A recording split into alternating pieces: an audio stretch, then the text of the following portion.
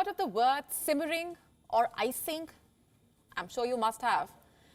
But their literal meaning is not what the Gen Z uses them for. For them, the words simmering and icing mean ghosting. Now, ghosting rings a bell, does it not? What it essentially means is cutting off all communication with someone you've been dating or have been on a date with without an explanation. Now, in the dating world, ghosting, sadly, is quite common these days.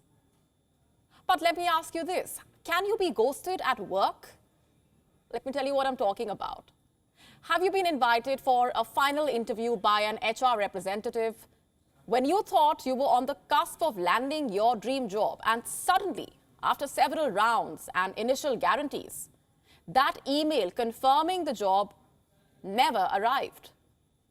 Well, that is ghosting at work. Sounds quite horrible, I know. Let me give you another example.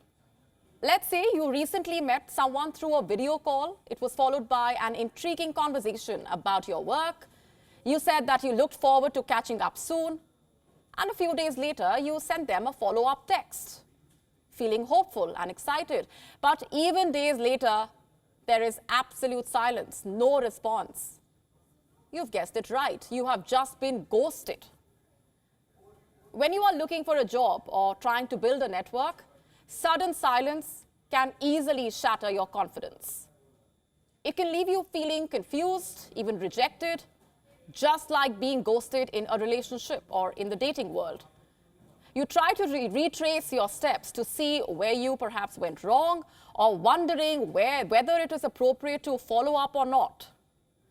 Rather than sending a formal rejection or explanation, employers these days are ghosting recruits, potential recruits. Unfortunately, it's become a common practice.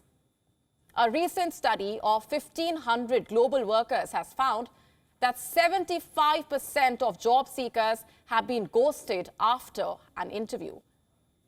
But it's not just the companies. Even employees are ghosting back. In the same survey, 28% workers said that they had ghosted an employer, while some cut off talks after the initial screening. There were also new hires who chose to not show up on the first day at work. While some say the pandemic has acted as a catalyst, fueling the current spike in jobs to choose from, some say ghosting had become a trend even before COVID-19. Now, people may ghost for a number of reasons, a number of factors here. Most often, it is to avoid a conflict or an awkward situation. And this may stem from social anxiety, burnout, or sometimes even simple carelessness. As popularized by Sigmund Freud, people who ghost often unknowingly follow a classic pleasure principle. So is ghosting also a pandemic fallout, or just an inevitable consequence of discourteous recruitment processes? Or is it just another trend?